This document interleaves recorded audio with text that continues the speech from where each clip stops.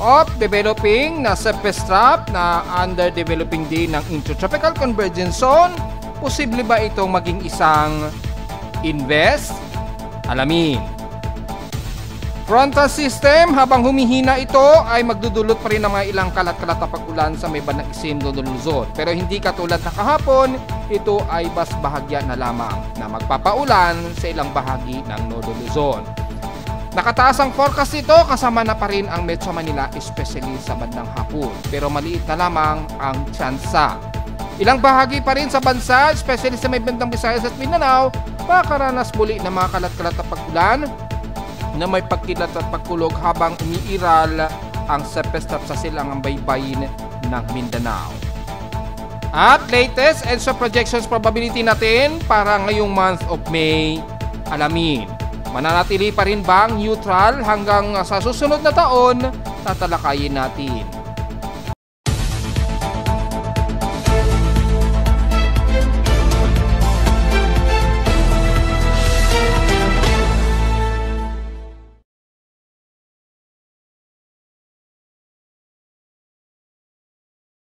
Hello, good morning mga folks. Welcome po muli sa ating Daily Weather Bulletin at Analysis para sa araw ng Miyerkules, May 14, 2025. Ang oras nating Boss Mike may maga ay alas 10:35 na ng umaga. Bago tayo mag-report ay papaalala ko namang hindi pa po functional ang ating air quality. Kasalukuyan pa nating inaayos at kinukumpuni pa yung programming niya dahil kararating lamang kasi kahapon ng hapon yung aking bagong microcontroller. So inaayos pa natin at meron pa tayong mga technicalities na dapat i-arrange bago maging functionality. Although yung device okay na siya, pero yung programming na lamang niya inaayos natin. Ibang technicalities pa na dapat i-considera dahil hindi siya bumabato ng data. So inaalam ko pa po yung mga problema. So pasensya muna sa mga bumibiyahe natin na importanteng malaman yung ating real-time air quality. Hindi pa po yan functional. Very late na po yan yung data na yan. So naka-stalemate lang yung data na yan at sasabihin din natin kapag functional na yung ating air quality. So medyo pasensya na po muna. Samantala sa lagi nating panahon ay ngayong umaga at halos maghapon. Kung maalala ninyo, nag-post tayo sa ating Facebook page yung magiging forecast natin. At mukhang dadalas-dalasin na natin gamitin yung ating mean sea level and rainfall forecast mula yan sa bagong data feed ng ECMWF. Dahil maganda ngayon yung sistema ng forecasting at halos sa every 6 to 12 hours. So, napapansin natin maganda yung systematic ng forecast ng European model at mas maganda ngayon yung upgrading nila. Kasi after mag-send sila ng bagong weather satellite sa outer space, gumanda po yung kanilang forecasting. At yung data nila, at very shareable na po yung data nila na automatic, kinukumpuni ng ating webpage at automatic inaayos na ng aking webpage. Sa tulong ng ating programming knowledge, gaya na lamang nito, ay nakakapag-forecast tayo ng at least mas early within 8 hour at the rest. Every 6-hour period po ang lumalabas na forecast. Dati 12 hours lang hanggang 24 hours. Ngayon, meron ng bagong forecast na 6 hour na po yung pinaka-increment ng forecasting. Makikita niyo po dito, gaya na lamang na example nito. So, tatalakayin natin yan mamaya-maya. Sa ngayon ay may mga ilang lightning strikes pa rin ang aktibo lalo na sa Northern Luzon, pero mas manipis na ito, hindi kagaya noong nakarang araw at kahapon na grabe ang mga localized thunderstorms. So kung re-reviewin natin yung huling lightning strikes kahapon, nakapag-total ng pinakamalapit sa amin sa Caloocan, 2 km lamang, pinakamalayo, mga mahigit sa 3,083. So grabe po ang naging pagkidlat kahapon. At kung i-review natin yung pinaka huling lightning strike index kahapon, umabot po sa more than 350 muli yung active strokes malapit dito sa amin sa Caloocan. Yan. At in the past 24 hours, humigit sa 30,000 ang lightning strikes ang nai-record. Ayun o. kahapon po yan. So grabe po ang mga naging pagkakulog at pagkidlat. At mula kahapon o kagabi ay mataas ang naging percentage alongside 20 to 25%. So more than sa 1,000 ang naging total lightning strikes. Pero ang mas aktibo na na-detect sa amin, more than 370 lightning strikes. So grabe po ang naging pagkidlat sa amin. Yan, makikita niyo yung bearing ay northeast pa rin ang active at pinakamalapit sa amin sa Caloocan ay 5 km. Grabe po kahapon. So sa ngayon po ang ating active na lightning strike na na-detect sa amin sa Caloocan, total of 15 lightning strikes as of 10:35 AM ngayong umaga. Ayan, meron dito sa may bandang Zambales. So ingat pa rin po dahil may mga pagkulog at pagkilat pa rin na umiiral sa inyo dyan kahit papaano. So ingat pa rin at despite na humihina po yung frontal system sa itaas sa extreme node Luzon, numinipis na siya, di kagaya nung kahapon na itong isang araw, ay makakaramdam pa rin kayo ng mga ilang pagkulog at pagkidlat dyan at mga ilang kalat-kalat na pag-ulan. Hindi nga lang singlala na kagaya kahapon at noong isang araw. So nakataas pa rin ang thunderstorm watch as of 10 o'clock AM sa Ilocos Norte within 12 hours po yung forecast run. Sa Node Luzon naman bandang Cagayan Valley ay most likely within 12 hours din. Siyempre, damay ang NCR kasama ang Metro Manila. Ang posible pa rin magkaroon ng pagkulog at pagkilak. Pero naipost na natin sa Facebook page, binangkit na natin, halos mga maliit ang tsansa natin na magkaroon ng mga pag-ulan. Pero makakaramdam tayo ng mga localized thunderstorms or isolated rain showers. So magdedepende pa rin yan sa daan ng forecast sa NCR kung tayo ay makakaramdam muli na matitinding pagkulog at pagkidlat kagaya kahapon o kagabi. At base na rin sa ating 3-day forecast, mataas ang forecast pero yung pag-ulan 40% lang daw ang inaasahan natin na may partially cloudy. So makikita natin magkakaroon man tayo ng tsansa na pag-ulan pero mas mababa ito. Hindi kagaya kahapon at nung isang araw. So malinaw yan mga folks ha. At sa bahagi pa na ng Mindanao, nakataas ang forecast sa Davao City at Misamis Oriental. Within 12 hours po yung forecast. At sa Visayas naman ay nakataas din sa ilang bahagi ng Palawan, sa gaya ng San Vicente Rizal at Brooks Point. Well, depende na rin yan sa magiging daan ng forecast hanggang Balabac. At wala pang nakataas na forecast na uulanin ang bahagi ng Visayas area. Pero bandang Southern medyo tumataas na din. Meron nga pong nabumuo tayong developing intertropical convergence zone dyan. So itong maghapon malalaman natin o within 24 hours pag nag-improve na yung developing extension trough dito sa silangan ng Mindanao na ITZZ at meron nga po tayo namamataan na cluster cloud dyan ngayon at tumataas po yung mga ilang anomaly forecast na posibleng maging invest which is tatalakayin po natin yan mamayang konti. Samantala sa ating current conditions, overcast, gloomy, haze at few clouds muna ang umiiral sa amin sa Caloocan. So makikita sa live CCTV snapshots medyo maaraw pa rin at maalinsangan muli dito sa amin sa Caloocan. Halos magta 35 degrees Celsius na kagad yung aming temperatura ngayong umaga. So bahagyan na lamang itong bumababa sa 34 pataas. Pero tumataas po dahil halos feels like 48 degrees Celsius pa rin yung aming pakiramdam o yung heat index sa amin. Walamang ay dahil yan sa hot humid, mataas po kasi o medyo, well anyway, medyo drier po tayo. Pero matindi po yung isdalis na umiiral kaya medyo maalinsangan pa rin ang ating mararamdaman sa Metro Manila at ibang karatig silangan ng bansa, especially sa Luzon. Sa lowest temperature na itala na weather station kaninang 5:24 AM nakapagtala kami ng lowest of 26 degrees Celsius sarado. Kahapon nakapagtala kami ng mainit pa rin na temperatura despite na inulan kami sa hapon, umabot ng 35.2 degrees Celsius kahapon ito ng hapon at 3:24 PM. At sa ating heat index, well, automatic na yan, nasa 51.1 degrees Celsius ang napakataas namin na heat index since kahapon yan sa Caloocan. At pinag-usapan natin ng heat index, tingnan ngayon natin yung magiging forecast ng ating heat index ngayong araw. Sisilipin po natin, wala pa rin kaming latest na data ng yan meron pero napakababa lamang ng aming heat index. Dapat pala pinalitan ko rin yung kulay nito, nagkatugma tuloy sa kulay ng background. So ayusin natin yan mga folks. Hindi ko na-adjust yung kulay nito kaya hindi tuloy makita o pagka mababa lamang yung heat index. Kasing kulay tuloy ng background. Pero 26 degrees Celsius yan. Since napakababa po kasi, ibig sabihin po, very normal yung heat index namin kaninang madaling araw.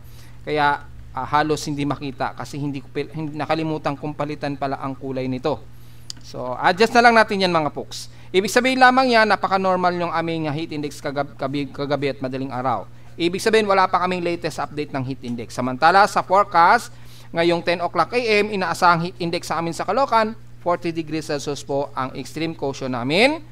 Yan, makikita po yan. At ang inaasahan namin pinakamataas na heat index ngayong araw, aabot ng hanggang 44 degrees Celsius ngayong 12 o'clock ng tanghali, hanggang alas 2 yan ng hapon. Ayan o, kitang-kita naman po dyan. Ayan o, ini-highlight ko na po.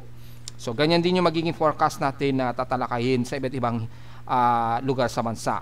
Kahapon sa computed heat index mula sa data feed ni Pag-asa, computed po yan hindi yan yung automatic weather stations ni Pag-asa. Ito yung kanilang official computed heat index. Ang pinakamataas sa kanila ay ang bahagi ng San Jose Occidental Mindoro na may 45 degrees Celsius. So far, yun ang nakikita natin. Pero merong mas nangunguna sa Mindoro, ang Pili Camarines Sur, na 46 degrees Celsius ang kanilang naging heat index kahapon. Ayun pinakamataas. So wala na pong kasabay niya. Ayun, meron sa bandang Butuan, Agusan del Norte din, pumitik sa 46 degrees Celsius din ang naging heat index sa kanila. Sumunod, pangalawa lamang ang bandang Cavite, Sangli Point, at San Jose Occidental Mindoro na parehong may take for 45 degrees Celsius na heat index din. Yan. After nyan, wala na. So, yun. So, dala-dalawa ang nagkaroon ng pinakamataas, ang Butuan, Agusan del Norte at isa sa Pili Camarines Sur na may take for 46 degrees Celsius na heat index.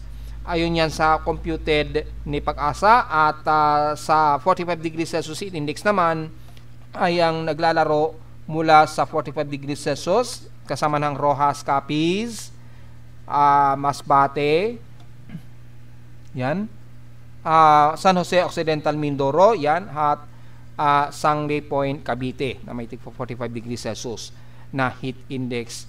Yan ay kanilang computed po yan. So, mano-mano siguro nilang kinukompute yan. Siguro binabase nila sa kanilang official heat index chart. Kaya nila ina-adjust. Pero kasi yung pinaka-international kasi is mayroong computation talaga dyan. So, hindi siguro sinusundan ni Pag-asa yan. Kaya mayroon silang sariling manual computation. So, yan po yun. At nakapost na rin sa ating Facebook page kahapon yung naging heat index natin base sa automatic weather stations na data feed din naman ni Pag-asa. Mula naman sa iba't ibang lugar sa bansa, yung mga piling area sa bansa na commonly na heat index forecast ay ang Ilocos Norte, Salawag, 39 degrees Celsius ang expected heat index ninyo ngayong umaga, pero aabot pa yan sa mas mataas hanggang 41 degrees Celsius.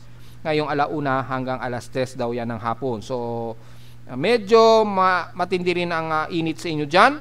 Sa bahagi naman ng Tugigaraw ay 39 degrees Celsius naman. Extreme caution din ang magiging heat index ninyo sa inyo ngayong araw, o ngayong umaga. Pero maghapon ay aabot pa sa 40 degrees Celsius ngayong 11 hanggang 12 o'clock ng tanghali ang heat index sa inyo. Bagamat hindi ganun katindi, pero pasok pa rin sa very extreme caution na heat index. Samantala sa bandang Santiago, Isabela, yan, sa may Cagayan Valley pa rin ito, 37 degrees Celsius ang heat index forecast sa inyo. Pero aabot pa yan sa mas mataas hanggang 42 degrees Celsius mamayang alauna hanggang alas 2 daw yan ng hapon. So, magiging maalinsangan pa rin kayo despite na mataas ang forecast ng mga localized thunderstorms. Sa may bandang Dagupan naman ay inaasahan na 42 degrees Celsius ang inyong extreme caution heat index ngayon dyan. Pero tataas pa ito hanggang 44 degrees Celsius starting ngayong tanghali ng 12 o'clock PM hanggang alas 2 yan ng hapon. Sa Central Luzon naman o Tarlac ay nasa ang heat index sa inyo 40 degrees Celsius, so bahagya ring mababa, pero mas tataas pa yan hanggang 45 degrees Celsius mamayang alauna ng hapon. So dito bahagyang bumaba yung heat index sa inyo dyan. So malamang may forecast siguro kayo na kayo ay uulanin dyan na sa hapon o sa gabi. So prepare pa rin sa mga payong natin yan mga folks ha. Posible pa rin kayong magkaroon ng mga pagkulog at pagkidlat sa hapon o sa gabi. Sa Batangas naman, mataas ang inyong heat index ngayong umaga, danger level at 43 degrees Celsius. Pero aabot pa yan sa mas mataas hanggang 45 degrees Celsius ngayong tanghali, 12 o'clock PM hanggang alas 2 na yan ng hapon. So huwag masyadong magbibilad dahil mas maalinsangan pala kayo dyan at hindi ang heat index at uminom ng maraming tubig. At sa bahagi naman ng San Jose, Occidental Mindoro, 43 degrees Celsius din ang inyong heat index. Mataas din ha. Danger level ang inyong heat index pero tataas pa yan hanggang 44 degrees Celsius. Ngayong magtatanghali, starting 11 o'clock hanggang alauna na ng hapon yan mga folks yan sa may bandang Batangas. So ingat po, mataas di sa Occidental Mindoro, sa magiging mataas na heat index kaya wag din masyadong magbibilad sa tinding sikat ng araw dahil magiging maalinsangan ang inyong panahon. May nagre-request sa mga Bicolano natin. So tingnan natin especially ang sentro sa may bandang Legazpi para ito sa Bicolano natin na nagre-request. May 38 degrees Celsius daw kayo dyan sa area ng Legazpi, Albay, Bicol Region. At inaasahang aabot sa pinakamataas ninyo hanggang 39 degrees Celsius na heat index. Starting yan ngayong 11 hanggang maghapon na raw yan until hanggang alas 2 ng hapon. So hindi naman naabot ng 40 degrees Celsius ang inyong heat index sa may bandang Bicol Region despite na mataas ang easterly. So siguro mababa ang inyong outside humidity, hindi masyado mataas. So medyo drier kayo kaya medyo comfortable o nakokontrol po yung grabing init. Sa may Cebu naman, ang heat index sa inyo dyan, 41 degrees Celsius din na expected heat index at aabot yan sa mas mataas na hanggang 43 degrees Celsius ngayong 11 o'clock. Which is yan na yung pinakamataas na heat index ninyo base dito sa forecast natin. Pasok pa rin sa danger level so wag din masyado magbibilad at uminom din ng maraming tubig. Sa may bandang Davao City naman, sa Mindanao ay 34 degrees Celsius lamang ang inyong extreme caution ngayong umaga. Pero ayon sa forecast, aabot pa yan sa hanggang 35 degrees Celsius ngayong 11 o'clock. Malamang yan na yung pinakamataas na heat index ninyo maghapon. So mukhang kaya-kaya na po, medyo manageable na po yung heat index sa inyo na ganyan lamang kababa hanggang 35 degrees Celsius lang. So medyo iko-iko. Ibig sabihin baka ulanin din kayo sa inyo dyan. At sa Zamboanga Peninsula ay kasalukuyang 39 degrees Celsius ang expected heat index forecast sa inyo dyan. Aabot pa yan sa mas mataas hanggang 40 degrees Celsius starting 11 o'clock hanggang alauna ng hapon yan mga folks. So mas mabababa ang heat index ngayon sa may bandang Mindanao kumpara sa may bandang Central Visayas hanggang sa bahagi po ng extreme Northern Luzon. So parte pa rin ng mataas ang heat index sa atin sa Luzon hanggang Visayas o Southern Luzon. Huwag masyadong magbibilad. At importante ang payong dahil pagdating naman ng hapon, makakaranas naman tayo ng mga pagkulog at pagkidlat. Yan naman ay mas concentrated sa may bandang Mindanao, which is mayroon tayong nakikita nga po na cluster na kaulapan dito na nagdadala ngayon ng maulap na panahon sa silangan ng Mindanao at magbubunsod po ng malawakang ulan within 24 hours onwards din. Samantala ko itatabi natin sa peak extremes and past 24 hours nangunguna ang San Jose, Occidental Mindoro sa may 36.2 degrees Celsius na grabe ang init sa kanila. So lumalabas ay pangalawa kami sa Caloocan na may 35.2 degrees Celsius lamang. At sa lowest temperature naman, stationary lamang sa Baguio na 17.4 degrees Celsius ang inyong lowest temperature. At sa Inulan, sa Quezon City, grabe kami inulan nga kahapon dito. At ang Quezon City sa opisina mismo ni Pag-asa, naka-record sila ng 90 mm na total rainfall. So, matik, binaha po ang ilang bahagi ng Quezon City at lalo na sa may bandang siyudad ng Maynila, lalo na sa Espanya. Alam na natin ang nangyari kahapon, baha ang inabot natin kahapon. So, malamang hanggang tuhod yung baha. Dahil umabot sa more than 101 mm per minute yung buhos ng yung velocity ng ulan natin kahapon, kaya grabe ang mabilis na pagbaha. At sa amin sa Caloocan, nakapag-total kami ng 60.9 mm. Mukhang ito na yung pinakamataas na naging ulan namin sa isang araw ngayong month of May. Pinakamataas na ito at umungos agad kami ng total of 145.2 mm na total rainfall for the month of May. So, kokonti na lamang ang difference namin, o average difference namin, 53.6 mm na lamang ang difference para umabot kami sa total May average of 198.8 mm dapat. Base dito sa aking records, historical ng rainfall or liquid precipitation history. So, almost aabot na kami sa pinaka May average siya. Kulang na lamang kami ng mahigit sa 53 mm para maabot yan. So, mabilis kagad humahabol at wala pa sa kalahating buwan tayo ay nauungusan na namin o halos no-normal na ang aming above average ngayong month of May. So, mukhang nagpaparamdam na talaga ang southwesterly trade wind na ating diniscuss ng isang araw. At yung Madden-Julian oscillation kasi sa may bandang Indian Ocean ay mataas na po kagad. So, nag-accelerate ngayon yung southwesterly trade wind dyan sa may bandang Indonesia at tumawid dito ng bandang Thailand. Kaya bahagyang nagparamdam agad yung southwesterly trade wind natin. So, ano yung pagbabasa natin? Bakit ko nasabi yan? Well, meron kasi tayong historical records ng ating positioning ng hangin. Kung titingnan natin dito sa pinaka-station time records, yung monthly summary natin, yung wind, may yung ating napindot. So, balik tayo sa wind location. Saan yung degree location?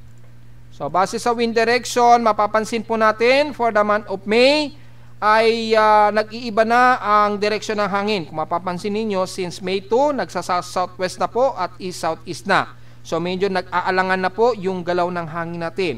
Mapapansin natin dito ay maagang nagpaparamdam na kaagad yung southwesterly trade wind po. So, kitang-kita po natin dito, since April, bahagya nang nagpaparamdam kaagad yung southwesterly surface wind flow. Since nung April, mataas na kaagad yung ayan, may west-northwest pa. So, medyo ito alanganin pa. Pagdating po ng May, ayan southeast and then wala pang total sa May. So, yung daily detail natin, ang pagbabasehan natin, mapapansin po natin ay medyo lamang pa rin yung north-northeast pero nagpaparamdam na po yung ilang southwest wind flow. Ayan nag-aalangan pa lang siya. So, bahagyang nagpaparamdam na ito ha. Ibig sabihin lamang nito ay malapit nang magpalit o magpapalit na naman yung transitioning. At nagbabago na po yung galaw ng hangin natin sa kanlurang bahagi ng bansa na. Dahil na rin sa acceleration ng Julian oscillation. Tatalakayin pa natin yan mamayang konti. Samantala, sa ating space weather, meron tayong unsettled ngayon at kagabi nagkaroon tayo ng kauna-unahang X-flare flux. Ngayon, as of 8:57 AM, medyo mataas pa rin yung ating warning condition onset. Medyo merong warning na mataas na auroral activity rito. So, probably yan ay maaring may kinalaman sa naging X-flare flux kagabi. At wala naman nakataas sa forecast natin sa ating NOAA KP Index data feed. Pero yung solar radiation mataas, 75% chance. Dahil nagkaroon ng greater 10 mega electron proton flux ang na-release mula kagabi. Dahil nga po sa nagkaroon ng MEV warning hanggang ngayong araw po yan. So nagkaroon ng mataas na solar radiation chance pero mababa yung ating radio blackout. Kung mapapansin ninyo ay hindi naman o wala tayong cluster ng malawakang sunspots, pero yung dito sa pinakalikod niya ay nagkaroon ng mataas na X-flare flux na umabot ng X1.2 po yan. Yan po, kagabi po yan, bago maghating gabi pa. 11:38 PM oras yan dito sa Pilipinas. Ayan po, nagkaroon ng R3 na solar X-ray flux. Buti na lamang ay saglitan lamang itong mataas at bumaba rin kaagad. Kaya nagkaroon ng kasabay na solar photon flux tayo. At least, warning lang naman ito, hindi pa naman umabot ng S1. Nagkaroon lang ng mataas na propagation yung 10 mega electron volt propagation. At least mga 5.11 ang pinaka peak natin dito, halos 10. Ayun 5 point na, almost 10 na, halos mag S1 na. So at least nag-warning siya pero bahagya rin itong humina mula kaninang umaga, mga bandang alas 6 po to. Starting niya na madaling araw po. So nagkaroon tayo ng bahagyang solar contact flux. So, kaya yung tsansa ng solar radiation ay mataas at 75% yung forecast. Normal naman as unsettled ating geomagnetic field. So walang gaanong hirap ang ating magnetosphere. So anong ang indication yan? Ano magiging context po niyan? Well, asahan natin pagtaas ng D-region absorption po yan. So yung mga coordinated satellite natin magkakaroon ng ilang 65 degrees geomagnetic latitude, mga ilang grid fluctuation siguro at ilang discoordination ng ating mga GPS.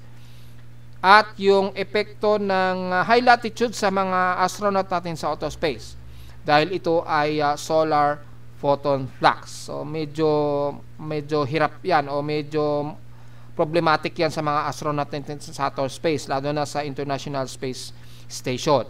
Hopefully nakarecover sila dahil alam ko meron na silang bagong in-install dyan na pamprotekta sa kanila kapag may mataas na solar flare o solar radiation. Samantala sa ating outside humidity, highly concentrated tayo, 95% daw ang ating outside humidity. Kagabi pala ito, mga bandang alas 5:31 AM po. So medyo drier pala tayo at 67% at tumaas lang ito ng 1% since last hour. Medyo mataas din ang ating atmospheric pressure, 1010 hectopascals. And steady ito since last hour. So medyo drier tayo pala ng bahagya o halos magmo-moderate, alanganing drier o alanganing hot humid. So take note yan mga folks. High tide and low tide status natin, maximum high tide pa rin po tayo, pero tingnan natin kung magiging maalon ba yung ating karagatan. Yung latest natin na base sa ating tropical cyclone assessment monitoring for significant wave height. Well, kung titingnan natin sa ating significant wave height, medyo katakataka po ang lumalabas na forecast nito, mga folks. Pero dito sa data feed ng wave height ni Pag-asa, yung sa dulo, ito, imposible po ito sobrang taas nito. Ano to? Parang tsunami naman ng taas nito. Well, kung titingnan natin sa data feed ni Pag-asa, wala tayong inaasahan na mataas na alon. Kaya importante mga folks, wag tayong tututok lang sa iisang weather agency o anumang tropical climate agency. Dahil minsan may mga error or code error na magugulat tayo na bakit ganun, tapos kung tiningnan natin sa iba na official ay hindi naman pala ganun. Kung gagaya na lang nito, ito mababa, and then suddenly biglang umaabot sa parang tsunami ito So hindi po ito kapanipaniwala ganito kataas yung alon. So nakapagtataka po na parang tsunami po ang pinapakita dito. So wag po natin itong gawing basehan muna dahil umaabot ng more than 9 meters hanggang 14 meters po ang taas ng alon, tapos babalanda sa buong bansa. So mukhang hindi ito reliable yung forecast na ito. Yan, within 24 hours, grabe po ang tindi ng alon. Grabe naman sa taas ito, umaabot ng hanggang 14 meters ang taas. Para namang tsunami ito kung papakitaan natin. So kung titingnan natin sa pinaka wave height mula sa mismong official data feed ni Pag-asa, kasi ito 14 meters ang taas naman ng lubog na po tayo niyan. Kung ganyan po ang buong bansa nasa 14 meters po yung taas ng alon. Hindi po makatotohanan yan. So mukhang may problema yata sa forecast ng Japan Meteorological Agency. Pero kung titingnan natin sa official data feed ni Pag-asa ngayong araw, ay wala tayong nakikitaan na anumang matinding alon. So ibig sabihin lamang yan, stealth lamang na posibleng magdala lamang ng gale force winds na magpapahirap sa ating mga mangingisda dyan. So ingat na lamang po sa tinding lakas ng hangin. So wala po tayong pag-alon wala tayong matinding swelling at malakas na alon, hangin lamang na dala ng easterly trade wind na magbubunsod lamang ng posibleng mga gale force winds. And so far, safe naman po tayong pumalaot ngayong araw dahil hindi naman nakataas ang Ito ay medyo unusual po. Mukhang may problema yung forecast ni JMA. Grabe naman, parang tsunami po yung pinapakita na yan. 14 meters, imposible. Tapos buong bansa pa. So, mali po yan. Mukhang may mali dun sa wave height data na data feed ng GMA. So Sana matingnan niya ni Pag-asa at i-report kay Japan Meteorological Agency, mukhang may mali sa forecast ng significant wave height. Kapag kaganyan po ang hitsura ng wave height natin sa buong bansa, 14 meters po ang taas, wala na po sigurong mabubuhay na isang tao niyan kapag ganyan kataas. Lubog na po ang buong Pilipinas niyan kapag kaganyan ang magiging taas ng alon natin. At makikita ninyo, ang patay niya parang isang kuuri ng tsunami na buong Pilipinas nilubog. So, wag po nating anuhin yan na. Consider yan as error data. Yan. Napaka-imposible naman na ganyang kataas kaagad. So, yun lamang po mga folks, at wala tayong anumang alon, at yung ating high tide low tide status nga po, kung titingnan natin dito, ay magiging pinakamataas ngayong 10:16 AM ang magiging pinakamataas na alon natin. So medyo malalim po ngayon ang ating baybaying dagat. So ingat na naman po sa maliligo, at sa mga papalaot naman walang problema kahit sa medyo malapit-lapit kayo sa pampang ng Manila Bay o sa karatig baybay natin sa bansa na mangingisda. Sa ating almanak, so may katangharing araw kaninang 5:28 AM at inasang lulubog itong mamayang 16 PM. At sa moonrise naman, well, nasa 98% illuminated na po, waning gibos. So maliwanag pa rin yan. Hindi natin nakita yung full moon dahil naging maulap dito sa amin sa Caloocan mula pa ng mga nakarang araw pa. So magmo-moonrise ito mamayang 7:39 PM at bukas na ng umaga ng 6:59 PM naman ito, AM ito lulubog. At sa local weather outlook natin para ngayong Miyerkules at Huwebes, well, as usual, partly cloudy pa rin tayo. May inaasahan pa rin daw na localized thunderstorm sa hapon o sa gabi. Pero mababa ang chance ng pag-ulan. 39 to 40% chance lang na uulanin. Bukas ng Huwebes, magiging partly cloudy daw maghapon. Chance lamang daw na pag-ulan bukas ng Huwebes, 3% lamang. So mukhang magiging maaraw ang maghapon natin bukas ng Huwebes. Well, tingnan na natin dahil maaaring magbago yan within 6-hour period po to 12 hours. Sa ngayon ay may chance tayo ng mga localized thunderstorms at chance ng pag-ulan at least 39 to 40% chance of rain shower. So magdala po ng payo ngayon lalo na sa hapon. Despite na mababa ang chance natin na uulanin sa Metro Manila, it is maganda na ako makapaghanda pa rin. So diretso agad tayo sa ating ginagamit na satellite imagery mula sa ating infrared RGB. Makikita po ang bahagi ng extreme northern Luzon, umiiral pa rin yung frontal system dito sa extreme northern Luzon. Parang shear line siya, di ba? Pero hindi yan shear line nagkaroon lang ng siguro shear line sa lubungan lamang siguro ng bahagyang malamig dito sa may bandang itaas at bunsod po na mainit dala ng easterly. So nagkaroon ng at least shear line dito na magdadala ng pag-ulan. Pero tinawag lang natin na frontal system yan para hindi tayo makapag-misguided na amihan season tayo. So dahil dyan ay yung frontal system magdadala po ng kalat-kalata pag-ulan pa rin sa iba't ibang bahagi ng Batanes Group of Island at Babuyan Island. Pero hindi kagaya kahapon, mas manipis na po ito ngayon. Ayun hindi na siya masyadong malawak o makapal. Kaya ay mga ilang isolated rain showers lamang ang iiral dito sa bahagi nga po ng extreme northern Luzon. Yan, kung titingnan natin sa pinaka-data natin o mas detailed na satellite imagery at nazo-zoom natin, makikita natin ang buong bahagi ay katamtaman na lagi ng panahon. Magkakaroon lamang ng ilang kaulapan sa may bahagi ng Tugigaraw, yan, bandang Isabela at Cagayan Valley. So most probably ang bahagi ng Kalinga Abra hanggang Mountain Province medyo mas maulap kayo dyan at asahan na mga ilang mahihinat katamtamang pag-ulan. Pero sa maghapon ay mga isolated lamang daw na mga pagkulog at pagkidlat ang iiral sa atin sa buong bahagi ng Northern Luzon. At kung pagbabase natin sa mean sea level at rainfall forecast natin, mamayang hapon ay ang bahagi pa rin ng Ilocos region ay may mga tsansa pa rin kayong uulanin na may kasamang pagkulog at pagkidlat. Ayan inadjust na natin. So ito yung forecast natin ngayong araw, May 14. Ayan, alas 2 po yan ng hapon. Ang expected na mag-build up ito na magkakaroon ng pag-ulan at tsansa sa Metro Manila medyo mababa lamang ngayon, hindi umabot sa Metro Manila. So maaring magkaroon lang tayo ng mga hihinat katamtamang pag-ulan siguro or maaring hanggang makulimlim lamang na matatanaw natin yung mga localized thunderstorms. So medyo alanganin yung forecast kaya magdala pa rin ng payong para kung sakaling magkaroon ng accumulated water vapor sa atin kasama na sa amin sa Caloocan, at least handa tayo sa magiging buhos ng ulan. Dahil ang forecast, anytime, maaaring magbago kaagad dyan So nagbabase lamang tayo dito sa kasalukuyang forecast natin na uulanin ang bahagi ng Ilocos region. Yan. May mga localized thunderstorms. So prepare na lamang po ngayong hapon at magiging mas maulan naman ang bahagi ng Mindanao. Ayan may mga moderate to heavy rain showers daw ang nakaforecast.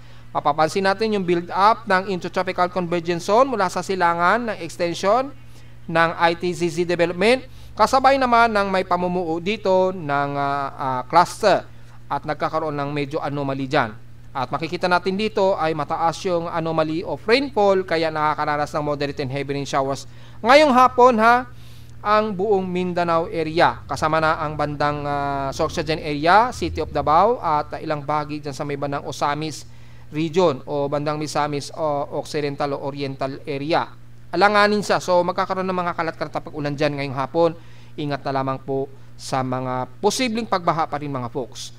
At kung titingnan natin dito, extended natin bandang gabi na, 8 p.m. Yan. At least, meron na tayong extended forecast kahit papaano. Yung iba, nasa Facebook page na kasi. Yan. Sa gabi, mukhang magkakaroon pa rin tayo ng mga localized thunderstorms kasama na ang Metro Manila. So, malamang gabi. Posibleng gabi ay uulanin sa bahagi ng Metro Manila. Pero siguro mga drizzle rains at mga ilang moderate rain showers. So, magvavary na lamang yan sa volume ng ulan na magiging dala. Pero mas concentrated sa buong bahagi ng Central at Northern Luzon mamayang gabi. So asahan natin mula ngayong hapon hanggang gabi ay patuloy pa rin tayo makakaramdam ng mga pagkulog at pagkilat. So be ready na lamang at sa Mindanao naman ay malawakang ulan ang nakikitaan natin dito sa area ng Mindanao. Lalo na sa Sorsogon area at Davao region. So prepare sa inyong mga payong just in case mga ilang light to moderate and some heavy rain showers po ang iiral ngayon dyan sa Mindanao. So, Luzon at Mindanao ang madalas na uulanin. Sa bandang South Luzon at Visayas, mga isolated lamang ang nakikitaan natin dito. So, maliwanag yan mga folks At mula sa bahagi naman ng real-time satellite imagery natin ay moderate ang buong bahagi ng Metro Manila. Kasabay na ang Central Luzon hanggang South Luzon, Mimaropa, katamtaman din nalagay na panahon. Bicol region, maaraw din at katamtaman. So, mga isolated rain showers lamang ang iiral natin hanggang sa bahagi nga po ng Visayas, kasama ng Panay Island, Negros region. Pero dito sa pagitan na ito ng southern part ng Visayas, medyo overcast and gloomy tayo dyan. So mga madalas na isolated rain showers po ang iiral sa inyo dyan. Sa mga kababayan natin, alin bang mga areas na yan? Typically, Negros Oriental po yan, hanggang Dumaguete, Siquijor, southern part ng Simu, sa may bandang Karkar, pababa ng bandang Oslob, buong areas ng Bohol. Sa Leyte naman, ang buong Southern Leyte na po yan. Hanggang dyan na yan sa bahagi ng San Francisco. Hanggang dyan sa may bandang Baybay. Bagamat katamtaman sa bandang Ormoc at Tacloban ay hindi kagaya sa may bandang Southern Leyte na madalas mas magiging isolated ang mga pag-ulan. Magkaroon din ng isolated sa bandang Hilaga ng Leyte pero mang mahina at katamtamang pag-ulan lamang ang iiral base sa forecast. Ganon din sa may bandang Eastern Samar region. Ayan Makikita natin ang southern part ng Samar, sa Borongan, Eastern Samar hanggang Giyan ay mas madalas magkakaroon kayo ng mga isolated light to moderate showers na pag-ulan. Katamtaman naman ang iiral sa bandang norte na kasama ang Lawang, Bonbon hanggang sa dulo na yan ng bandang Biri o Lavezares. So isolated lamang pero manguna ang overcast and gloomy pero hot humid ang iiral dahil pa rin sa patuloy na easterly sa dagat Pasipiko. Pero sa may Mindanao, aasahan ang mga pag-ulan ngayon sa buong Eastern Mindanao. Kasama na ang Davao region so hindi na natin isa-isa niyan. Kasama na ang buong bahagi ng Eastern Mindanao mula Agusan del Sur, Surigao del Sur, yan, and the rest ng Davao region po. Dahil nga po sa medyo mayroong developing na Intertropical Convergence Zone, ayan, malawakan ng extension yan ayan umaabot na sa may Eastern Mindanao yung extension ng Intertropical Convergence Zone. At may cluster po ng kaulapan dito which is binabantay na ngayon natin. At may posibilidad at mataas na po yung favorable convergence nito o yung convergence. Kaya posibleng tumaas yan sa invest anytime. Pero sa ngayon mababa pa kaya babantayin natin maigi yung cluster ng kaulapan na to. Pero watch out sa mga taga Eastern Visayas at Mindanao dahil kumikilos po ito pakanluran. So within 48-hour period mararamdaman ninyo ang tindi ng heavy rain o almost torrential rainfall kung magpang-abot na yung cluster rainflow na yan. Kaya ingat po sa mga potensyal na pagbaha at huwag na naman sana magkaroon ng pagguho ng lupa sa bahagi lalo na sa may bandang Mindanao na nakakaranas ngayon ng moderate and heavy rain showers. Matitindi ba ang pag-ulan? Base sa ating heavy rain potential ay malawakan ang mga heavy rains po sa silangan ng Mindanao. Ayan mula sa may bandang Tandag, Surigao del Sur, Bislig, all the way na yan hanggang Compostela Valley, Davao de Oro, hanggang Gobyerno Generoso. So mararamdaman yan ng mga taga City of Davao at Sorsogon area within 24-hour period po yan. So dala po ng payong at ingat sa mga biglaang buhos ng ulan ngayong maghapon. Dahil mataas po ang pag-ulan ninyo dyan, lalo na ngayong hapon o maging sa gabi. So ingat po. At sa bahagi ng Zamboanga Peninsula, maulap din kayo dyan. So expected ang mga kalat-kat at pag-ulan na may pagkidlat at pagkulog. Kasama ng isla ng Basilan at Hulusuluha. So hindi po ligtas ang buong Northern Mindanao mula sa bandang Cagayan de Oro, Misamis Oriental hanggang dyan sa may bandang Agusan del Norte. At patawid nga po yan ang southern part ng Visayas area na magiging mas overcasting gloomy kayo dyan at expected ang kalat-kalat at pag-ulan na may pagkilat at pagkulog. So generally, mas magiging maulan po ang ating Southern Visayas at Mindanao ngayong araw hanggang bukas po na tuloy-tuloy. At dahil sa mayroong nabubuo nga po tayong cluster dito na may chance sa maliit na posibilidad na posible pa itong itaas at as invest 91W. So tingnan na lang natin, magbabase po tayo sa magiging forecast pa rin yan mga po. So hindi pa rin natin binavary o niruled out ang possibility ha. Bagamat wala pa rin tayo inasahan na may babantayan na anumang tropical cyclone monitoring o anumang tropical wave sa ngayon, pero mula sa mga computer models mapapansin natin mayroong mga anomalies na dito na pinapakitaan sa GFS. Ayan, base na rin sa unang forecast natin ng tropical cyclone Genesis. Ayan, kumikilos pa nga ito pa northwestward yung galaw ng low pressure area na ito base kay GFS. Yan. Ang forecast nito mula bukas hanggang May 21, 2025 po. So mukhang magkakaroon tayo ng paramdang ng mga low pressure areas dito sa may bandang Eastern Mindanao at mukhang ito na nga po yung real time na binabantayan natin. At tingnan natin kung magkakaroon ng organized yan dahil kay ECMWF ay nanatiling wala tayong nakikitaan o wala pa rin siyang forecast na pinapakitaan. Pero may mga ilang tropical wave at bunsod na rin ng intertropical convergence zone. Ayan. Yung ITZZ na nagpapaulan sa bahagi nga po ng Mindanao at southeastern part ng Visayas. Sa ngayon ay walang forecast si ECMWF. Kay NABGEM naman ay surface trap din ang pinapakita. So may mga ilang tropical wave din dito sa southeast ng Mindanao na magpapaulan sa area ng Mindanao habang bumabaybay ito sa may bandang Visayas area. Hanggang May 21 din daw ang forecast nito. So, dalawa sa kanila, medyo may naaninagan si NABGEM at GFS na anomaly pero nanatiling wala kay ECMWF. Well, kung titingnan naman natin sa ating global spectral model, ay wala rin tayo namamataan dito na ipinapakita. Easterlies lamang ang nakikitaan natin at mga ilang surface trap na nagpapaulan sa ilang bahagi sa silangan ng bansa pero matindi ang humid o hot humid na napapakitaan ng global spectral model. Wala naman sa ating tropical cyclone strike probability ay makikita natin yung latest na tropical cyclone strike probability ay umabot na sa 30% o 30% ang magiging apektadong lugar at makikitaan po natin ay mga 10 to 20% apektado ang bandang Davao region po. Yan, halos buong Mindanao area apektado ng Genesis na ito. So kung ang isang surface trap o alongside ng ITZZ na mabubuo nito within 72 hours ay maapektuhan ang buong Visayas at southern part ng buong southern part ng Visayas dahil yung the rest ng Southern Luzon ng Visayas nasa 5% pa lamang na maapektuhan ito ng tropical cyclone strike probability pero mataas mula 10% hanggang 30% maapektuhan ang bahagi po ng Mindanao lalo na sa may bandang Davao region. Ayan o. So mababa pa around 20% at 30% posibleng abutin ang bandang Gobyerno Generoso area o bandang Davao de Oro base dito pero cluster pa lamang itong ipinapakita. So yan lamang po ang kasalukuyan nating forecast for tropical cyclone forecast Genesis o tropical cyclone activity na magiging area na maapektuhan. Kung i-zoom in natin, ayan makikita po mga around 10 to 20% maapektuhan po ang buong Davao region po. Ayan o.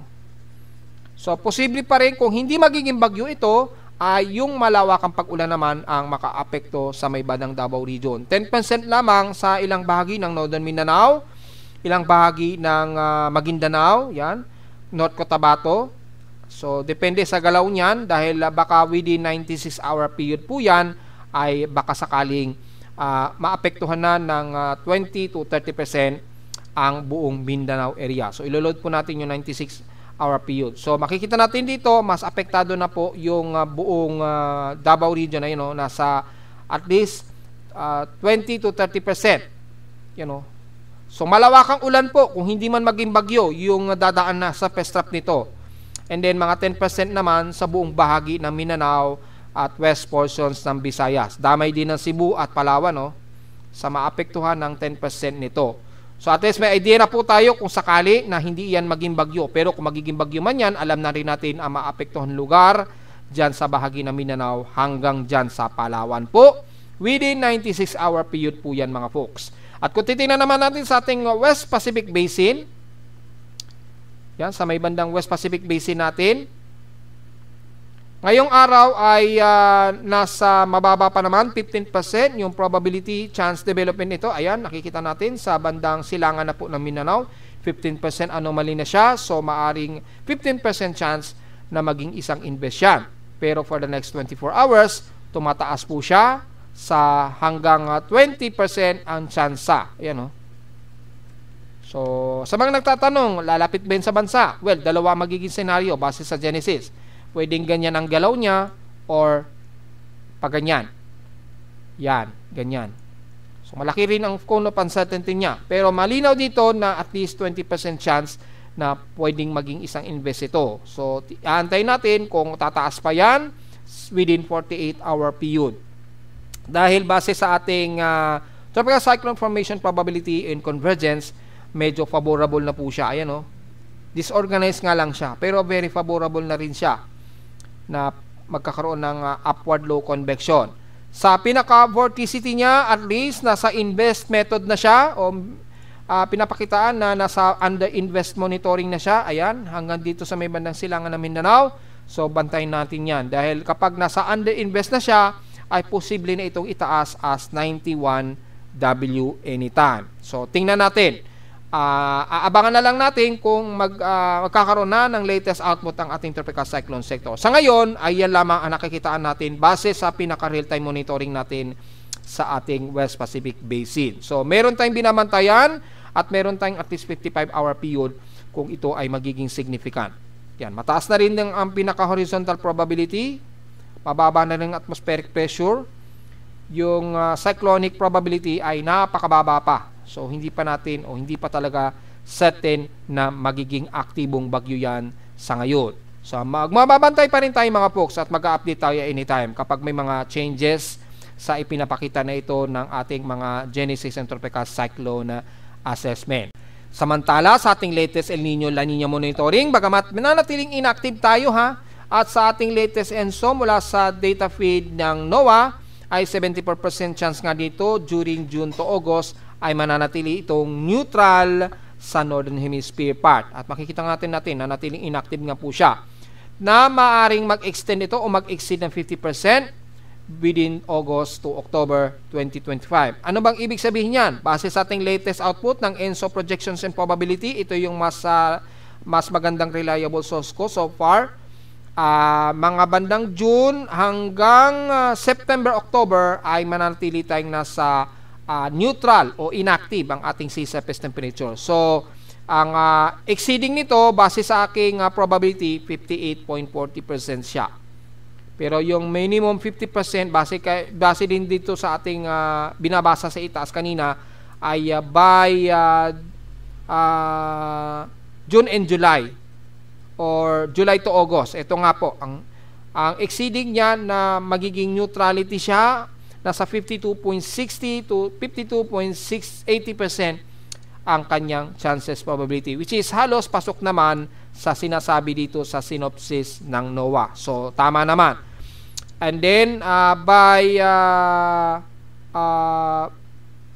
by October, June, July, August, then August to September hanggang September to October, ay medyo bahagya itong nag-exceed ng konti at 58.40% by negative 0.42 degrees Celsius. So, almost papalo na naman siya sa 0.5 negative 0.5 degrees Celsius po. Pero nanatili pa rin inactive yung situation niya by September to October. Pero pagpalo po ng October to November ngayong taon, ay papalo na naman siya. O medyo mag-exceed po na tataas ng bahagya yung sea surface temperature. Actually, papasok po ng bahagya yung very minor La Nina, negative 0.51 degrees Celsius po, by 60.20% chance. So, magkakaroon ba ng La Nina until next year? Base natin sa ating projections probability, yes, aabot yaw sa maximum na negative 1.15%. Active La Nina yan by December to February. So, January to February po. Next year na ito na mukhang magkakaroon tayo ng exceeding La Nina. Next year na ito mga folks. So, ngayong taon mukhang manatili tayong inactive hanggang September to October 2025 daw. And then pagpasok po ng hanggang November to January next year, 2026, mukhang magkakaroon tayo ng minor La Nina. At unti-unting tataas ito starting December to January ng susunod na taon. So mukhang meron tayong La Nina by month of January to February 2026. Yan lang po yung nakikita natin sa ngayon. Pero mukhang saglitan lang din na magkakaroon tayo ng mataas na La Nina, then hihina na naman siya by March and April ng susunod na taon. So malayo pa naman, so titingnan natin kung magbabago pa yan mga folks ha. Hindi natin masisiguro pa yan kung magtutuloy-tuloy po. Pero at least malinaw tayo na mayroong extended forecast na magkakaroon tayo ng La Nina by January to February ng susunod na taon. Yan o, negative 1.15 degrees Celsius po yan. So, ibig sabihin, magiging mataas ang average rainfall natin na susunod na taon. Pero, kasi yung klima natin yan by January, alam naman natin, amihan season tayo yan. Well, magkakaalaman po, titingnan natin. So, siguro sa may bandang Guam siguro ang magiging matintindi ang pag-ulan. At dyan sa may bandang Indonesian Peninsula. So, tingnan na lamang natin mga folks. O sa may Mindanao, yan, baka ang Mindanao, mararamdaman nila yung tindi ng ulan dyan. Kasi hindi masyado malamig dyan sa Mindanao. Sa bandang Luzon at Southern Luzon, medyo mas malamig na mararamdaman natin dulot ng amihan yan. Pero sa may Mindanao, baka dito mararamdaman nila ang grabing ulan. So, update na lang natin sa mga susunod na buwan o within 3 months kung magbabago po yan. Sa Ulat Lindol naman, well, may mga minor earthquakes na nadedetect dito mula kaninang hating gabi, madaling araw. Pero mukhang seismic ito, so baka sa ibang bansa po ito. At meron din tayo mga bandang 7:04 AM na medyo may minor na pagyanig. Hopefully, hindi yan magnitude 4.0 pataas. Mula sa data feed ni VBOX ay wala naman tayo na itala na mga malakas-lakas. Baka minor lang ito. Kung titingnan natin dito is 7:04 o 7:05 AM. Titingnan natin dito. So, wala. So, baka ibang bansa din yan. Kung pagbabasa natin ang real-time world seismic monitoring natin, malamang ito yan sa may bandang Crete, Greece, pero napakalayo naman yan para sa Greece. Kung malapit sa atin sa bansa, ito, malamang sa may bandang Bonin, Japan. Yan. Eksakto 12:52 AM po ito. So malamang ito yan. Ito yung na-detect sa may bandang Bonin, Japan.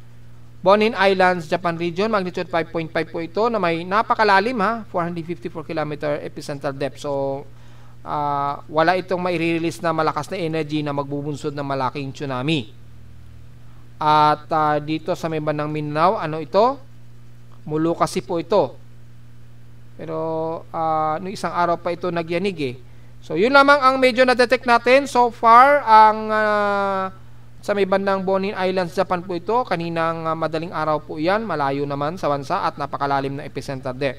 Pero sa loob ng bansa, wala tayong na-detect na anumang malakas-lakas na pagyanig at medyo kukunti pa lamang ang na-record mula sa data feed ni PBOX. So bilangin agad natin yung total historical earthquake natin kung nakakailang total earthquake na nadagdagan.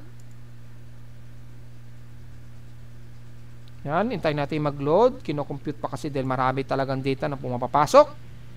For the month of May, meron tayong total of 476 earthquakes na po. 454 dito is magnitude 2.0 pataas, 22 sa ating magnitude 4.0 pataas, at nanatiling wala tayong naitala na magnitude 5.0 pataas. So hopefully ay wala tayong madadagdagan. At ang madalas pa rin naniyayanig ang bandang Southeastern Visayas at Mindanao pa rin. So mag-iingat pa rin ang mga kababayan natin sa mga taga Visayas at Mindanao dahil sunod-sunod pa rin ang mga mahihina at mga katamtamang mga pagyanig dyan sa inyong lugar. At narito naman ating 3-day weather forecast para sa araw ng Miyerkules, May 14, 2025.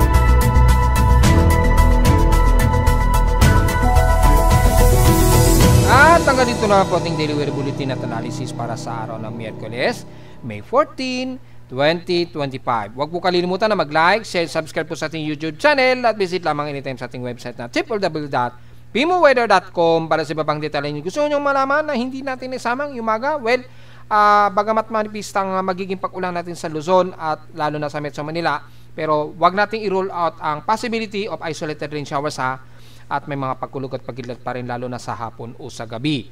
At visit naman sa ating website sa gustong malaman ang pinaka-dynamic events mula sa reading ng aking aparato mismo sa Caloocan at sa data feeds mula sa iba't ibang weather agencies. Maraming salamat po mga folks at magandang araw po sa ating lahat.